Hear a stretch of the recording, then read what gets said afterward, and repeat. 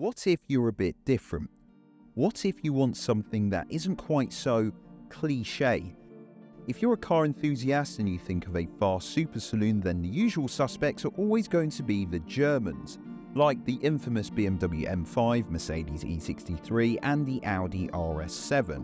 But what about something like this? The Maserati Ghibli Trofeo. I've been living with it for the past few days and I'm about to tell you what it's actually like. Now, the Ghibli is Maserati's small saloon, a rival to the BMW 5 Series or Mercedes E-Class. The Trofeo version is a rival to a BMW M5 or E63, naturally. However, in the last couple of years, Maserati has had a resurgence. We've got the MC20 supercar, there's the Grecale Trofeo, there's going to be a new Levante coming soon, and eventually there will be a new Ghibli, because this car's been around since 2014, and since the changeover to Stellantis, the Ghibli shares quite a lot of parts with the Dodge and Chrysler group. We'll talk about some of those bits later on. Interesting fact, the Ghibli was built in 2014 because at the time Maserati wasn't making a huge amount of profit. I think they lost the best part of €500 million in 2012-2013, and they wanted a slice of that saloon car diesel segment at the time, i.e. BMW 535D or Mercedes E350D. So their idea was, let's bring out a Ghibli which will rival them, and in the hope that they would sell them in more numbers. It did, but it wasn't a huge success. The Ghibli, compared to those cars in standard form, isn't quite up there. However, it is different and it is unique. In the UK especially, there is quite a lot of German cars. You see a lot of Mercs, you see a lot of BMWs, you see a lot of Audis.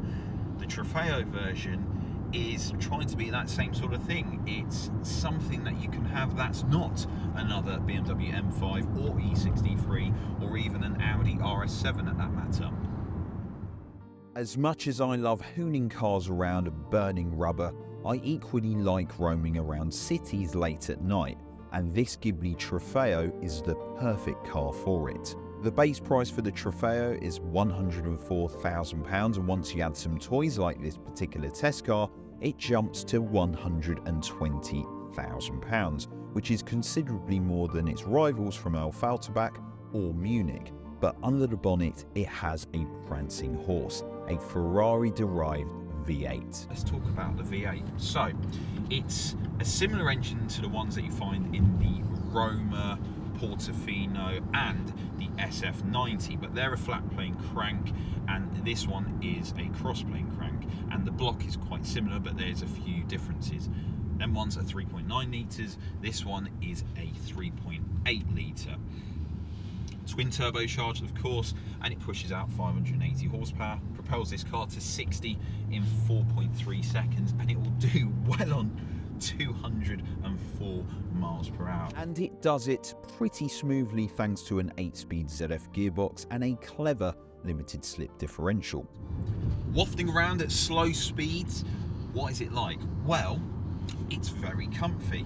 For starters, the ride quality, if you put it into its normal mode, this car runs on adaptive dampers, it settles down very nice, very supple. You can put it into sport mode, there is a Corsa mode. I like to put it in sport just because you can hear a little bit more of that V8, and the auto box doesn't hold on to gears too long, so you can just float around in it while hearing that V8 burble away.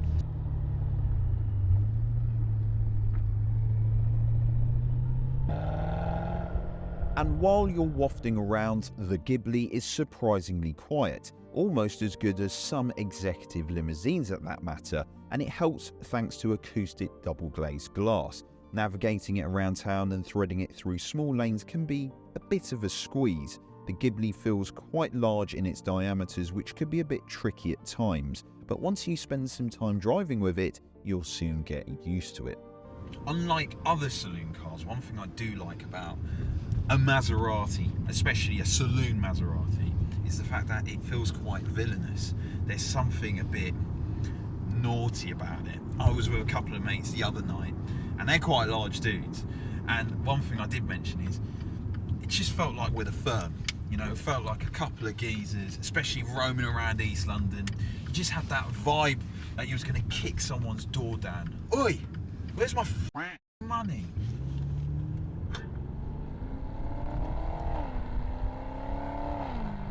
People are intimidated. They're scared. You know, you rock up 4-man deep, and they all just look at you. Oh, fucking hell, who's that? That's cool.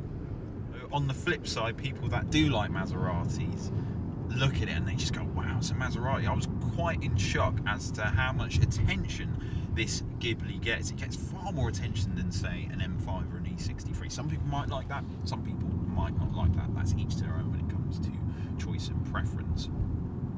I think at the front it looks quite nice.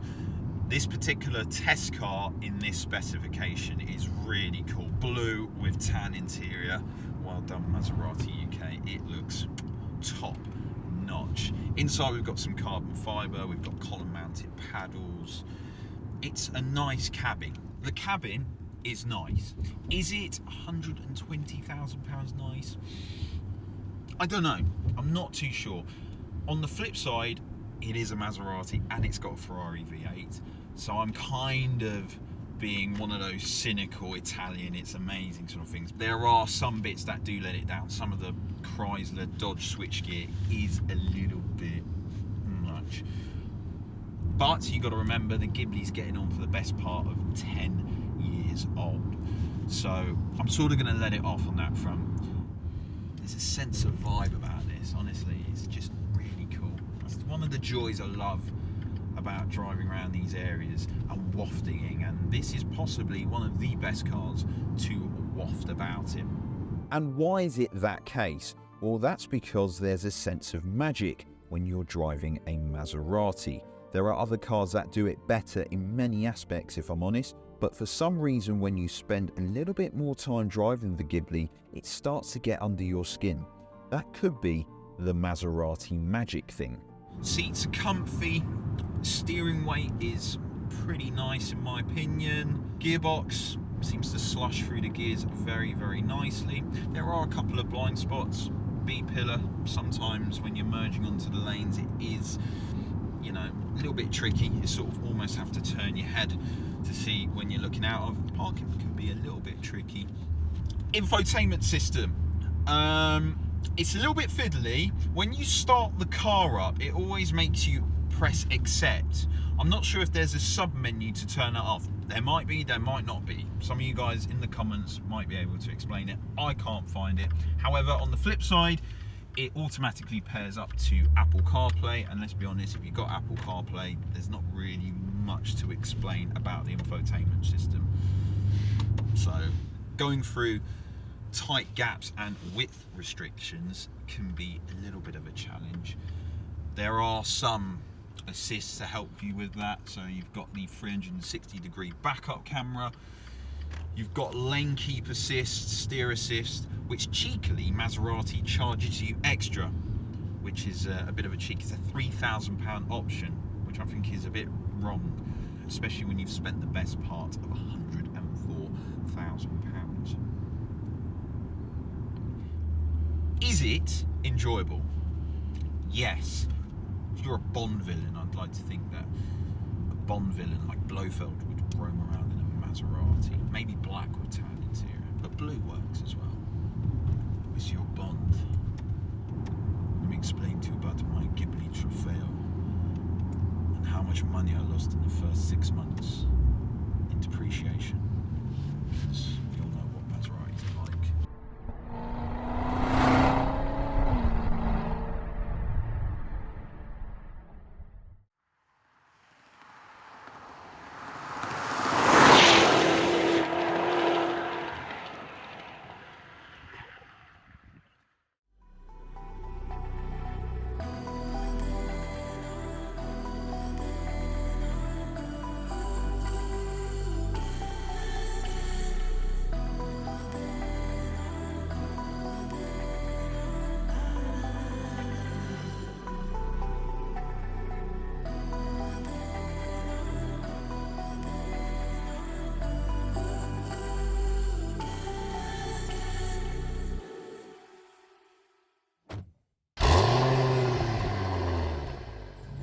how does this Ghibli Trofeo work as a performance saloon? Well, for starters, we've got different driving modes. We have got the normal mode, which is obviously for normal driving. We've got something called ICE, which sort of backs off everything, dulls the throttle response, makes the car that little bit more efficient.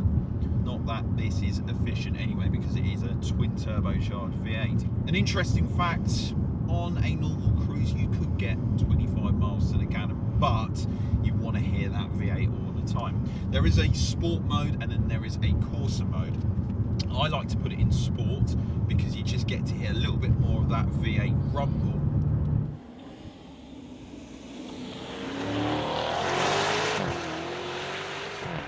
Eight-speed torque converter, automatic gearbox. You can activate into manual mode by slotting the gear selector to one side, and then we've got these column-operated mounted paddles. The gear changes aren't too shabby. They're not quite as raspy or as sharp as an 8-speed ZF that you would find from the likes of BMW, aka the M5 competition, but it does its job okay. The steering, it's got a nice weight to it. It's not the sharpest, and sometimes the weighting is good off centre, but it somehow sort of lacks the consistency of the weight. The engine, twin turbocharged 3.8 litre Ferrari V8. There is a bit of turbo lag, quite a bit of turbo lag to be fair. This motor really doesn't start coming on song until you get past 3 and a bit thousand RPM. It really behaves like a normally aspirated engine. It's something that you want to just shove, but the performance is alarmingly quick. 580 horsepower, once again, it punches a little bit beyond its weight in terms of stats. 4.3 seconds to 60 mile an hour. It does feel a bit quicker than that. What's interesting, surprisingly, is how it sort of just bludgeons itself down the road. It's almost Bentley-like. How it just creeps up to you and goes. That V8, the soundtrack, it sounds great, but you can't hear much of it in the cabin. In fact, hardly any of it at all. There is a couple of problems though. For a big saloon car, threading it down country B roads is not pleasant. It just feels big, very big. Placing it isn't easy. It is a wide car, the Ghibli.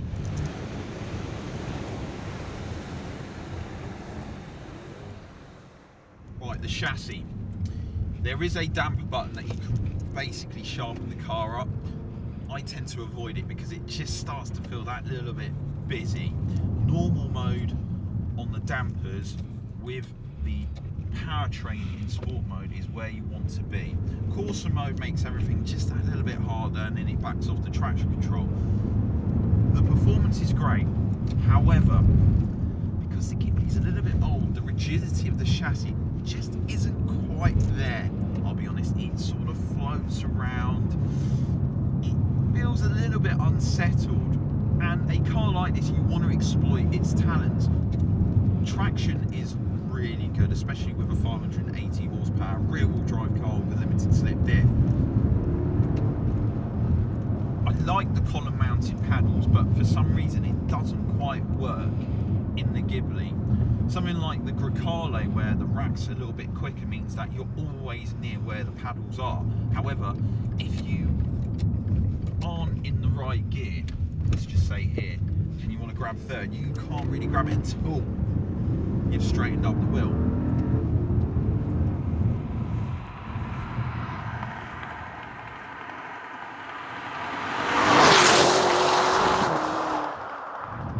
The Ghibli is happiest at around 6/10.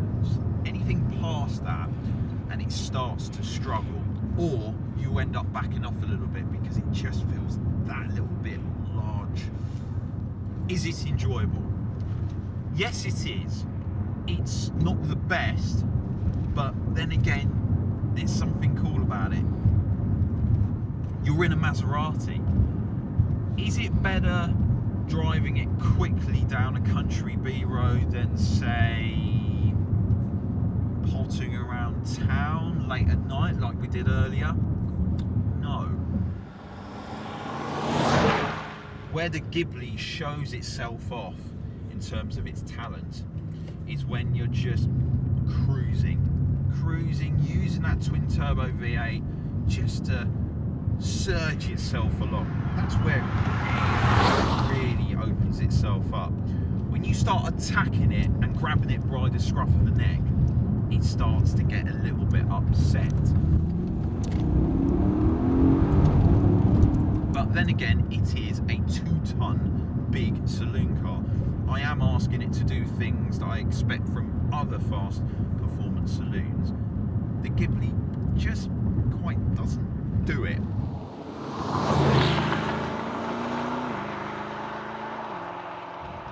If I was to be all journalistic and just put my sensible hat on, I'd go, this car isn't quite good.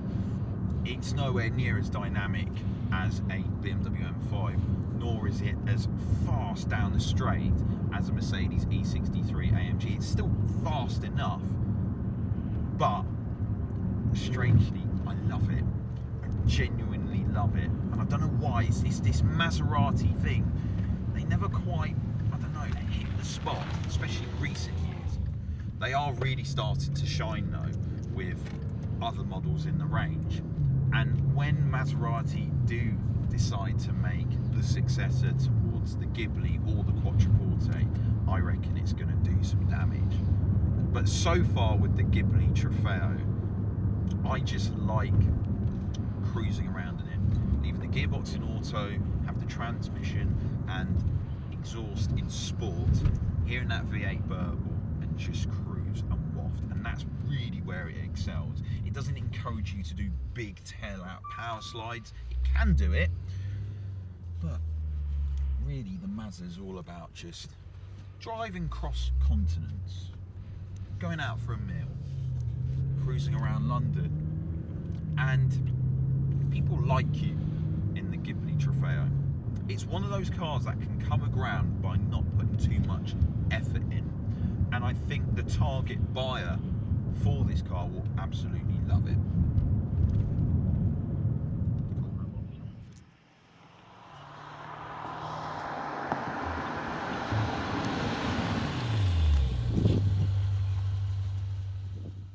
So then, the Maserati Ghibli Trofeo.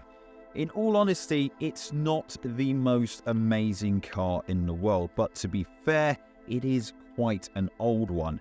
It's good to see that Maserati is going into a different and new direction with the Grecale, the MC20 and the new Gran Turismo.